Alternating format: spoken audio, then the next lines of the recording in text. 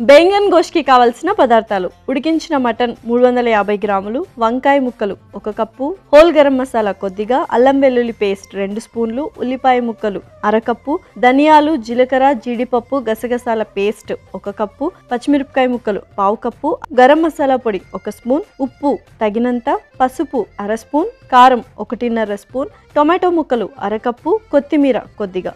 బెంగన్ గోష్ తయారు చేసుకునే విధానం: ముందుగా స్టవ్ వెలిగించి దానిపైన ప్యాన్ పెట్టి వేడి చేసుకోవాలి. అందులో నూనె, బిర్యానీ ఆకు, హోల్ గరం మసాలా వేసి రోస్ట్ చేసుకోవాలి. దాంట్లో ఉల్లిపాయ ముక్కలు, పచ్చిమిరపకాయ ముక్కలు వేసి సాఫ్ట్గా వేయించుకున్న తర్వాత కొద్దిగా ఉప్పు, అల్లం వెల్లుల్లి పేస్ట్, ధనియాలు, జీలకర్ర, జీడిపప్పు, గసగసాల పేస్ట్ వేసి మిక్స్ చేసుకోవాలి. తర్వాత అందులో వంకాయ ముక్కలు, టొమాటో ముక్కలు వేసి మిక్స్ చేసుకొని మూత పెట్టి కొద్దిసేపు ఉడికించుకోవాలి.